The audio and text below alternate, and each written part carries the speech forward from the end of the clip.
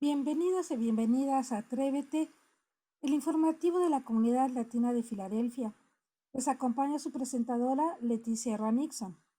Para este mes tenemos un segmento que visita 3 fiestas importantes latinas que son parte del mes de la herencia hispana en la ciudad de Filadelfia. Y para terminar nuestro programa, conversaremos con 2 comunicadoras latinas que nos hablarán de su trayectoria tanto en radio, televisión y en medios de comunicación independientes y por qué iniciaron ese trabajo. Preparamos este segmento con 3 eventos latinos comunitarios que se celebran tradicionalmente en septiembre, pero debido a la pandemia no pudieron ser en vivo este año. Se trata de la Feria del Barrio, el Festival de Independencia de México y el desfile puertorriqueño. Veamos. El mes de la herencia hispana comienza en Filadelfia desde el 15 de septiembre hasta el 15 de octubre.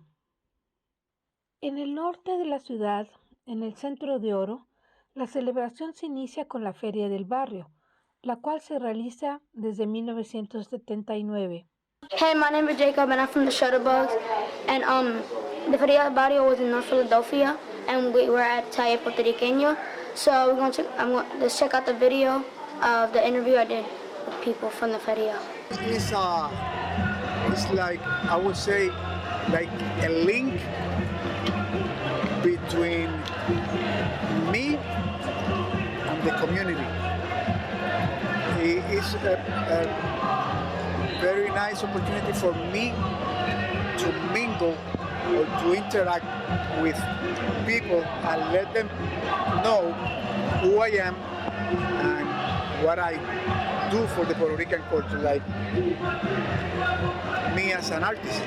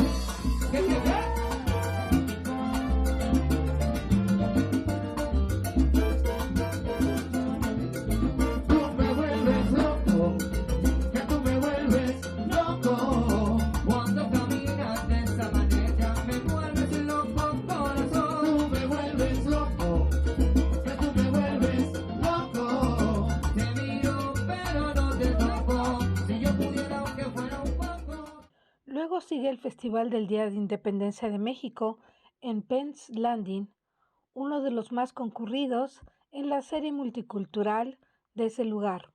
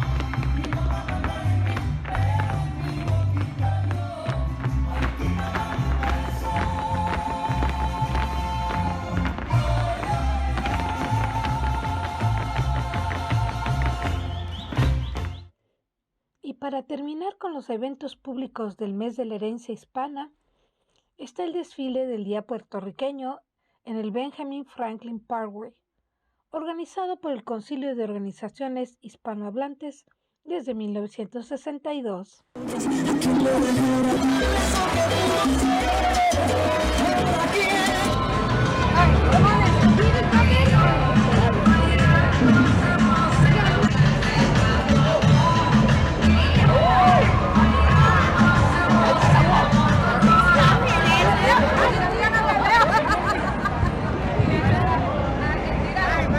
It's video, mama.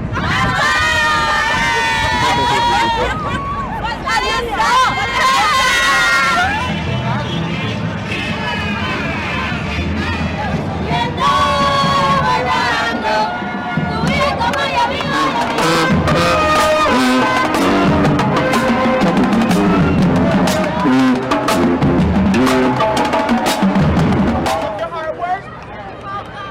We greatly appreciate you.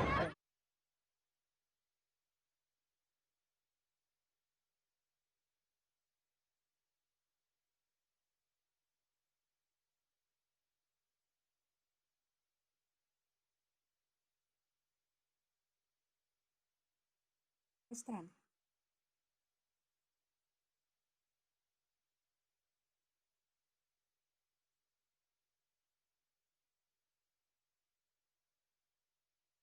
Y seguimos con nuestra entrevista con Perla Lara y Andrea Kropman. Bienvenidas al estudio de Atrévete. ¿Cómo están? Yo estoy bien. Muchas gracias por invitarme. Muy bien. Bueno, pues quisiéramos preguntarles qué trabajo están realizando actualmente en sus respectivos medios y si nos platicas, Andrea, qué es lo que estás realizando actualmente en Filadelfia y en otras partes. Bueno, yo me encuentro en Nueva York actualmente y junto con Comadre Luna de Filadelfia, estamos algunas mujeres en Nueva York y otras en Filadelfia. Comadre Luna nace en Filadelfia y, y bueno, a partir de eso vamos creando cosas y esperen un momento. Todas estas cosas tecnológicas de hoy en día es como tienen su aquel. Bueno, lo que decía es que somos mujeres que estamos en Filadelfia y Nueva York y el colectivo de Comadre Luna nace en Filadelfia hace 2 años más o menos, y a partir de eso se van creando distintas actividades para mujeres y también, digamos, medios de comunicación propios, ¿no? En los cuales las mujeres latinoamericanas, feministas, bueno, toda la diversidad que podemos tener, puedan tener representación y puedan tener voz. Entonces, bueno, hace un par de meses, sobre todo cuando empezó la pandemia, nos reunimos unas cuantas y quisimos hacer todo esto de los podcasts, ¿no? De la parte de comunicación a nivel no radiofónico, porque lo que es radio, digamos, o sea, muchas de nosotras somos de radio, de formación de radio, pero como la radio, al igual que otros medios, se han ido digitalizando, digamos, esto se ha convertido en un podcast, que se le llama ahora, pero en realidad no deja de ser un producto radiofónico y que se comparte a través de las redes sociales o a través del grupo de WhatsApp y así. Así más o menos salió lo que fue podcast y las cápsulas que les decimos también que son la canasta y el podcast La Cacerola en momentos de pandemia. Y Perla, si nos pudieras platicar, tienes una larga trayectoria en los medios de comunicación y actualmente, ¿qué estás realizando?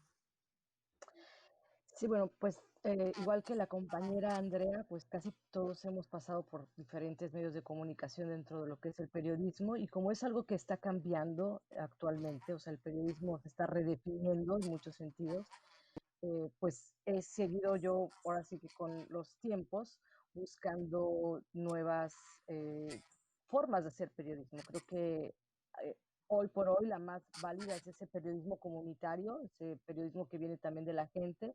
Hay muchos que tenemos formación, vaya, en los medios desde hace mucho tiempo y demás, pero hay gente que se ha integrado a esta nueva era de comunicación a través de las redes sociales, etcétera.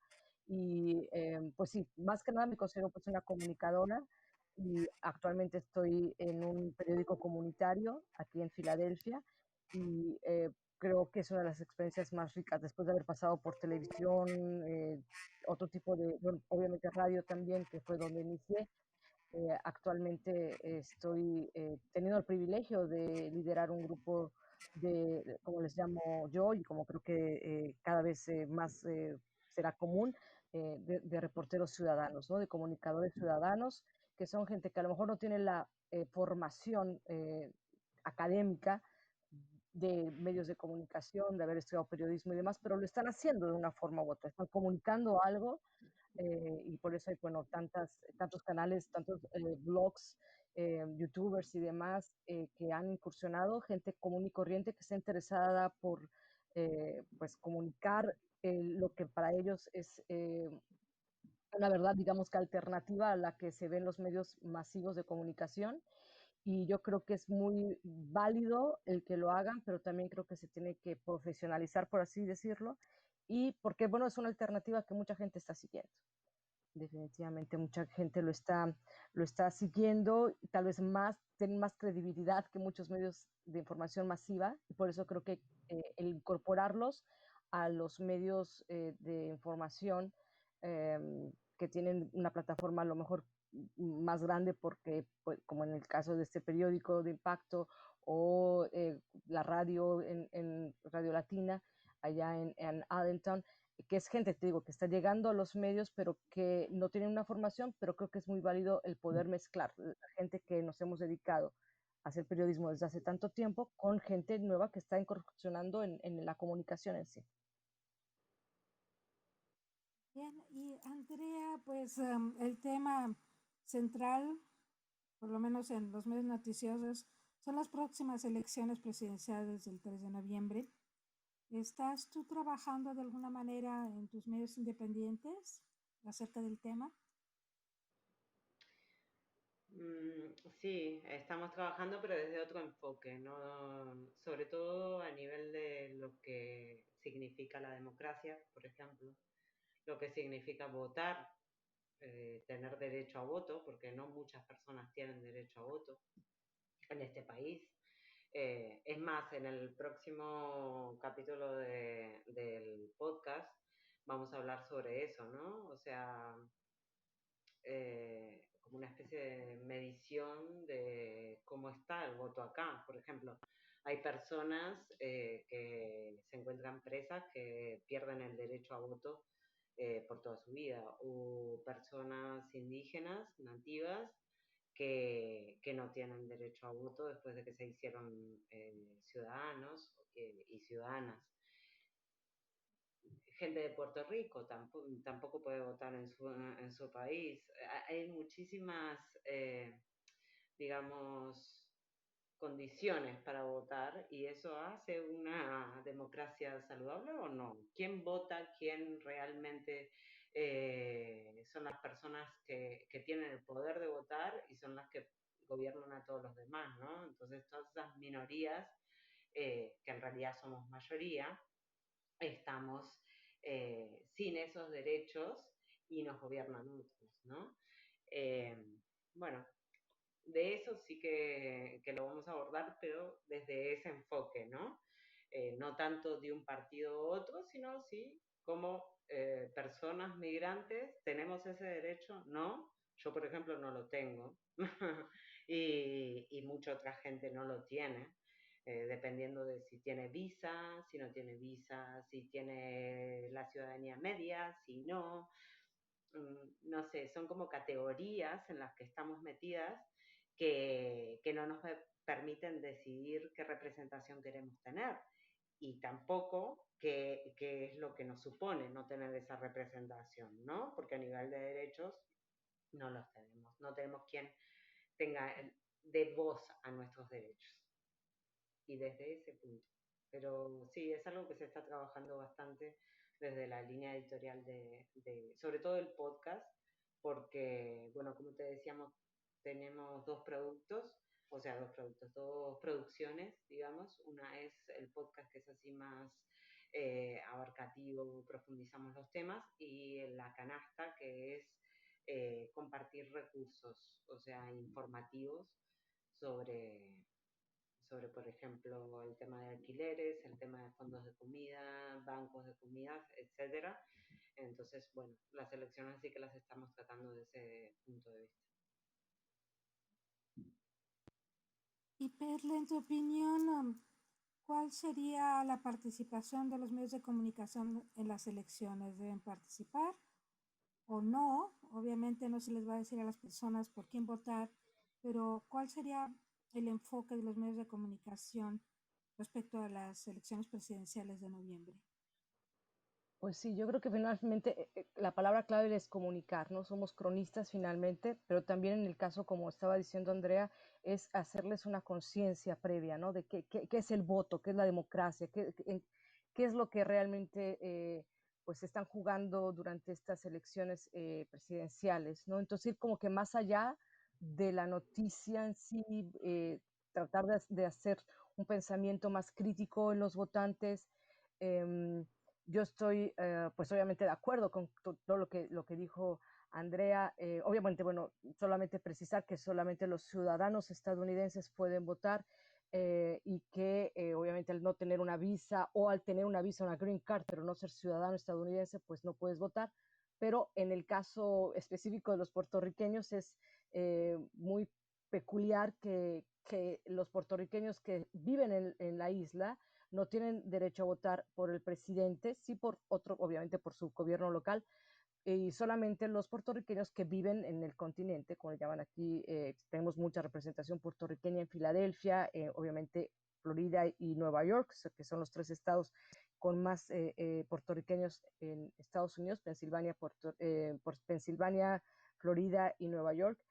Y bueno, pues ellos pueden votar por un presidente aquí una vez que tienen la residencia aquí, pero en caso de que, por ejemplo, tengan mucho tiempo viviendo aquí, pero no hayan hecho su residencia como tal, no tengan cómo comprobar una residencia de años creo que, si no mal recuerdo, lo que les podría dar esa digamos que estatus de residente aquí es la licencia de conducir, ¿no? Que es cuando emigran para acá, pero si ellos se han quedado conduciendo, por ejemplo, con su licencia de Puerto Rico, por más tiempo, por comodidad o lo que sea, no pueden registrarse, ¿no? Entonces, eso es algo pues extraño, ¿no? Porque finalmente son ciudadanos estadounidenses y no, y no precisamente porque lo quieran ser. Entonces, creo que la participación de los medios de comunicación tiene que ser de crónica, como te digo, de explicar el background, lo que hay detrás. Pero sí, definitivamente creo que ese es un vacío enorme que nosotros como medios alternativos tenemos que llenar, que es el hecho de poder hablar de pues esas minorías que no están representadas, que juntas todas las minorías somos mayoría, y también pues no polarizar, ¿no? Yo creo que ese es el problema de los medios de comunicación masivos, que se han puesto pues a hacer propaganda de un partido u otro, o de un candidato u otro, y eso yo creo que le ha hecho mucho daño. Yo explico la actual situación que tenemos políticamente en Estados Unidos, pues gracias a eso, a que los medios de comunicación empezaron a polarizarse cada vez más, y yo creo que lo que estamos viviendo actualmente pues es ese resultado de esa lucha entre la visión de Fox y CNN, por mencionar, digamos, dos grandes de los medios masivos de comunicación de información. Por eso la importancia de tenerlas a ustedes, dos comunicadoras de medios independientes. Y en tu opinión, Andrea, ¿qué es lo que se necesita para que un medio independiente se fortalezca? ¿Qué recursos, qué apoyos, qué crees que sea lo más necesario? Bueno, a ver, yo me formé como comunicadora social en Uruguay y hice toda mi carrera en España, en radios comunitarias, y bueno, desde que me mudé acá, este proyecto de Radio Comadre, pero todo digamos, los 15 años que trabajé en radios comunitarias, lo principal, creo que podríamos poner como eh, tres fuentes, ¿no? Digamos, tres cosas que son necesarias para que un medio comunitario salga adelante, o un medio alternativo que se le llama acá también, ¿no? Eh, a ver, por ejemplo, una de las cosas fundamentales en un medio comunitario es la comunidad. Con lo cual, si no hay comunidad, no hay medio. eh, por ejemplo, una de las radios que montamos, tanto en Madrid y después otras que hicimos en Latinoamérica, eh, se, se hacían con el poder del barrio, de la gente, ¿no? O sea, si no había cosas, se conseguían con ese poder. Y eso era muy representativo, porque aquí, por ejemplo, los medios alternativos tienen acceso a muchas fuentes, pero en muchos otros lugares, o incluso acá mismo, poblaciones indígenas capaz que no tienen acceso a las mismas fuentes que pueden tener en otros lugares, a nivel de ingresos, por ejemplo, ¿no? Entonces, ¿cómo el poder de la gente, de la comunidad, si se teje, si se organiza bien, consigue esas cosas, ¿no? Consigue tener un medio, consigue potenciar? Hay algo precioso que vi, por ejemplo, en la selva de Amazonia, que hicimos un foro. Había una islita dentro del río que la radio comunitaria de ahí no tenía fondos de nada, ¿vale? Había conseguido unos transistores y no sé qué, y como la mayoría de gente no tenía las radios para poder escuchar, la radio del barrio, lo que hicieron fue hacer como una isla de parlantes, de altavoces, para justamente difundir lo que se comunicaba en la radio, que eran los vecinos y las vecinas. Entonces ese tipo de cosas creo que es fundamental. Primero, tener la comunidad, la gente que te rodea y que rodea al medio. También para dar voz a esa diversidad y justamente no polarizar, ¿no? Lo que decía Perla, de que los medios no polaricen, ¿no? Es la única forma de que podamos dar voces a otras cosas. Después la otra, los equipos, o sea, pero a día de hoy como que los equipos son más accesibles porque si, por ejemplo, eh, no utilizamos software privativo, por ejemplo, tenemos acceso a un montón de fuentes de software libre para tener desde editores de audio hasta un montón de cosas que no tenemos que pagar o sea, pagar derechos y así, y que tenemos acceso, ¿no? Son cosas que capaz que para todo el mundo es difícil entender porque es como de ciertos sectores, pero es muy importante conocerlo, ¿no? De que hay programas de software libre. Y después también está la parte de financiación, obviamente. Que si se accede a financiación, genial, pero si no la hay, poder compensarlo con lo otro. En tu opinión, para tener medios alternativos, más de ellos, más fuertes, ¿qué necesitaríamos?